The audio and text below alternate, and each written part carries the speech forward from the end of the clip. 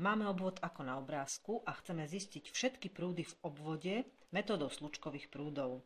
Najskôr si urobíme analýzu obvodu. Aké prúdy teda obvodom tečú? Reálne. Tu máme napäťový zdroj, tu je jeho plus pol, takže ten sa snaží pretlačiť cez tento obvod nejaký prúd.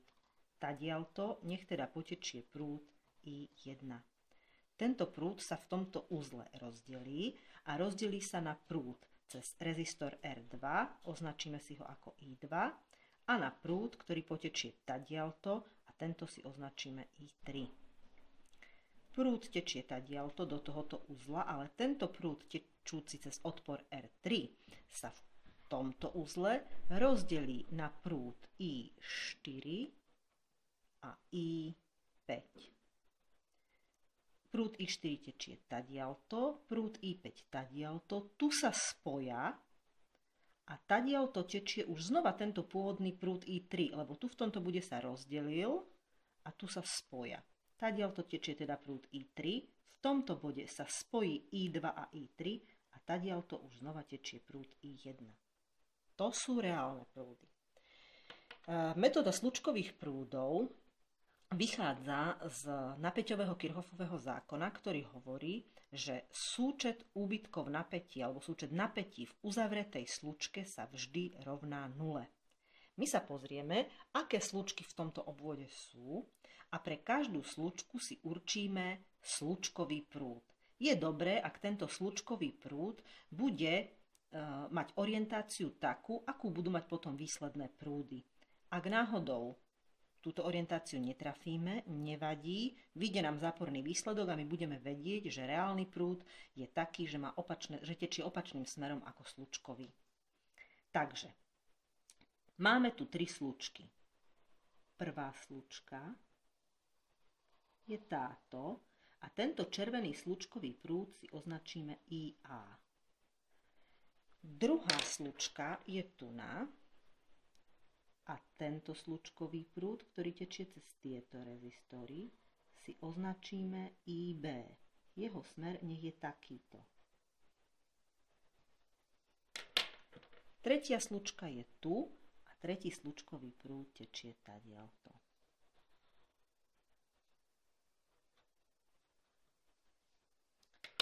To sú nejaké fiktívne slučkové prúdy a my sa teraz pozrieme pri analýze obvodu, že ako súvisia tieto slučkové prúdy s reálnymi prúdmi v obvode.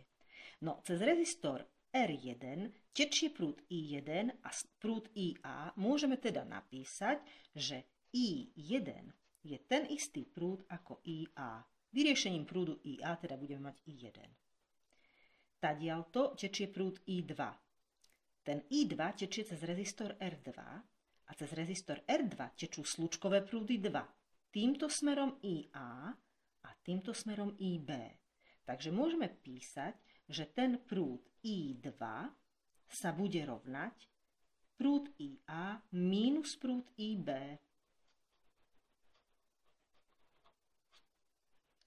Prúd I3 tečí cez rezistor R3 je ten istý ako prúd IB. Zelený je teda IB. I3 sa teda priamo rovná IB. Prúd I4, ten tečie cez tento rezistor a slučkové prúdy tadiaľ tečú 2. Týmto smerom IB a týmto opačným smerom prúd IC. Takže prúd I4 sa bude rovnať IB minus IC. Prúd I5 bude ten istý ako prúd IC. Teda všetky reálne prúdy si dokážeme vyjadriť pomocou tých slučkových. Našou úlohou teda bude už len vyjadriť si nejakým spôsobom tieto slučkové prúdy. Napíšeme si rovnice pre jednotlivé slučky. Ak píšeme rovnice pre jednotlivé slučky, tak smer slučkového prúdu, ktorý sme si označili, považujeme pre danú slučku za hlavný smer, za ten kladný smer. Takže ideme si písať, aké napätia sú v tejto slučke. V tejto slučke máme 3 rezistory a jeden napäťový zdroj. napätie na rezistore počítame podľa normálne Ohmovho zákona U sa rovná I krát R. Takže tento rezistor vytvára napätie, ktoré môžeme napísať podľa Ohmovho zákona R1 krát IA. Napätie na tomto rezistore je dané dvoma slúčkovými prúdmi IA minus IB. Čiže môžeme písať plus úbytok napätia na tomto rezistore R2 krát IA minus IB. Na tomto rezistore tam tečie iba slúčkový prúd IA, čiže úbytok napätia je daný súčinom R9 krát IA.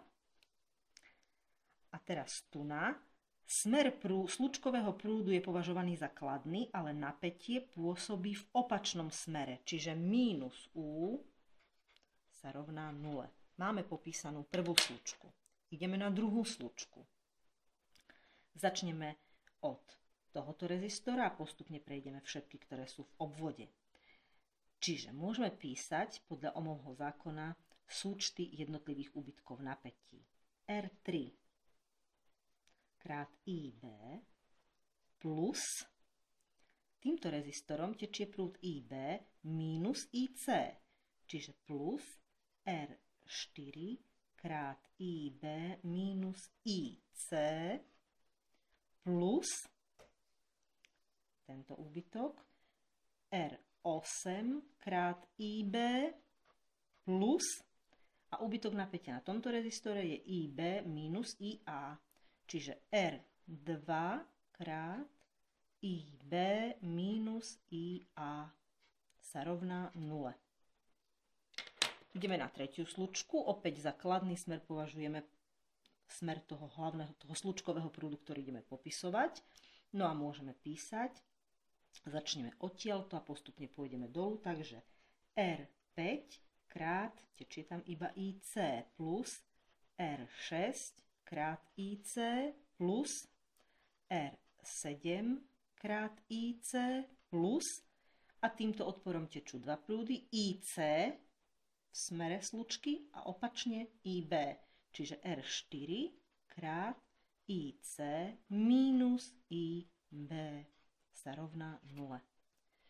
Máme sústavu troch rovníc s troma neznámymi a všetko ostatné, čo bude nasledovať ďalej, je už len počtárska rutina, takže začneme dosadzovať konkrétne hodnoty z tohoto príkladu. R1 je 16 ohmov, takže 16 IA plus R2 je 40 ohmov, čiže 40 krát IA minus IB plus R9 je 8 ohmov, IA minus U je 24, čiže minus 24 sa rovná 0. Dosadíme do druhej rovnice. R3 je 22, čiže 22 IB plus R4 je 10, IB minus IC.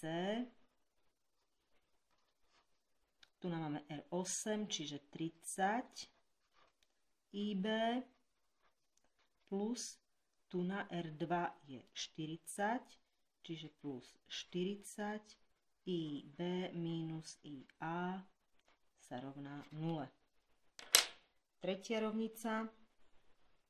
R5 je 15, čiže 15 IC plus R6 je 20 IC plus R7 je 5 IC plus R4 je 10, 10 krát IC minus IB. Sústavu rovnici normálne teraz roznásobíme. Takže 16 IA plus 40 IA, 40 krát minus IB je minus 40 IB plus 8 IA minus 24 sa rovná 0. Roznásobíme druhú rovnicu. 22 IB plus 10 IB minus 10 IC plus 30 IB, roznásobíme si poslednú zátvorku, plus 40 IB minus 40 IA sa rovná 0. Tretia rovnica 15 IC plus 20 IC plus 5 IC plus, roznásobíme si zátvorku, 10 krát IC minus 10 krát IB sa rovná 0. No, pozjednodušujeme si jednotlivé riadky. Takže 16 IA plus 40 IA je 56 IA plus 8 IA je 64. 64 IA minus 40 IB. ICčka nemáme nikde. Absolútny člen je minus 24 sa rovná 0. Zjednodušíme zelenú rovnicu. IA máme niekde IA. Tu máme IA, takže minus 40 IA. To je toto. IB. No, tu je 40 a 30 je 70 a 10 je 80 a 22 je 102.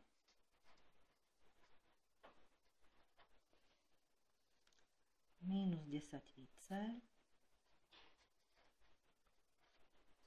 Absolútny člen nemáme, rovná sa 0. No a tá žltá rovnica je, tu tie zátvorky nemajú byť, takže IAčko nemáme, minus 10 IB.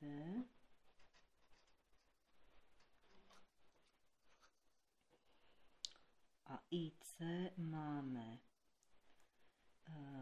15 a 20 je 35 a 5 je 40 a 10 je 50.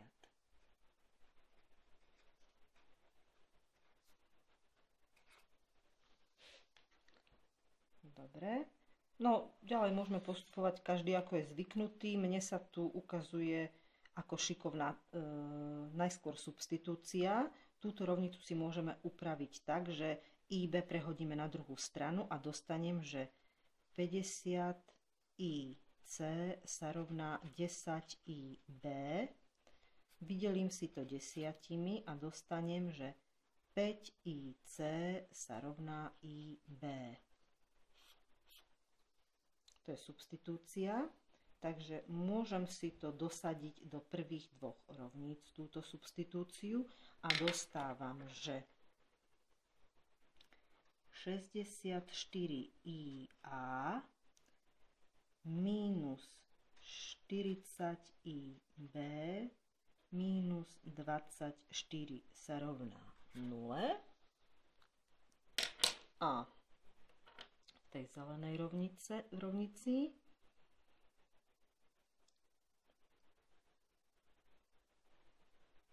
zle som to urobila, pretože to IB je vlastne 5 IC. Takže 40 krát 5 IC. A tá druhá rovnica minus 40 IA a plus 102 krát 5 IC minus 10 IC sa rovná 0.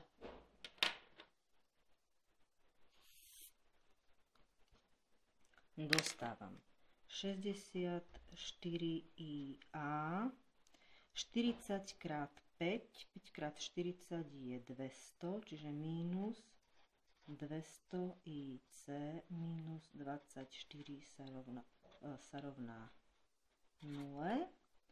No a v tom spodnom 102 krát 5 je 510.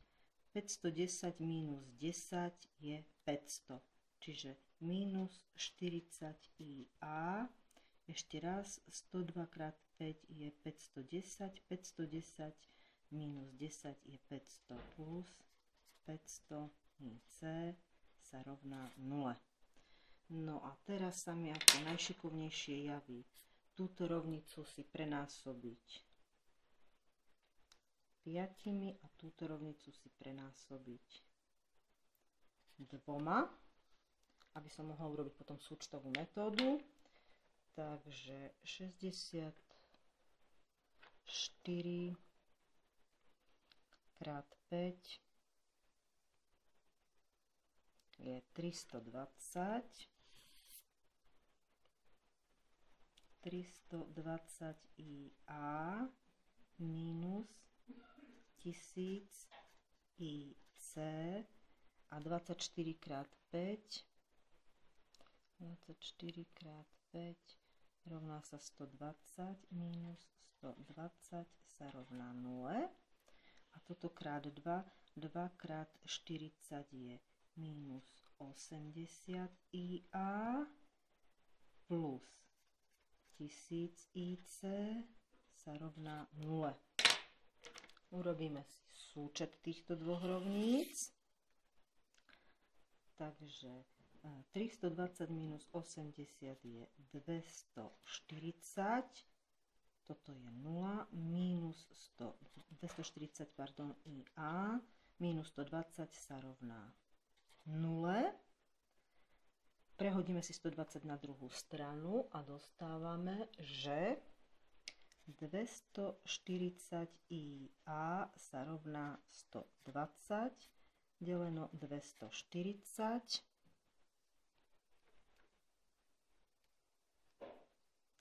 Dostávame, že IA sa rovná 0,5 ampéra. Vrátime sa na... Aha, to máme IA. Ešte potrebujeme vyriešiť IB a IC. To si už dosadíme do ľubovoľnej rovnice. Dosaďme si napríklad tých 0,5 do tejto rovnice. Dostaneme, že minus 40 krát 0,5 plus 500 IC sa rovná 0. Dostávame, že 500 IC minus 40 krát 0,5 je minus 20. Takže to preniesieme si to na druhú stranu. Takže 500 IC sa rovná 20. Deleno 500 IC sa rovná 20 deleno 500 0,04 ampéra. Máme IC, môžeme si do tejto rovnice dosadiť, aby sme zistili, čomu sa rovná IB. Čiže IB sa rovná 5 krát 0,04. IB sa rovná 0,2 ampéra. Máme IB, máme IC a máme IA. Vrátime sa na začiatok príkladu a vidíme, že I1 je vlastne IA a to je 0,5 ampéra. Čiže I1 sa rovná 0,5. I2 sa rovná IA minus IB. Zistili sme, že IB je 0,2. Čiže I2 sa rovná 0,5 minus 0,2 a to je 0,3 ampéra. I3 je vlastne IB, čiže I3 sa rovná 0,2. I4 je IB minus IC. I4 je teda 0,2 minus IC je 0,04. Teda I4 sa rovná 0,16, áno, 0,16 ampéra.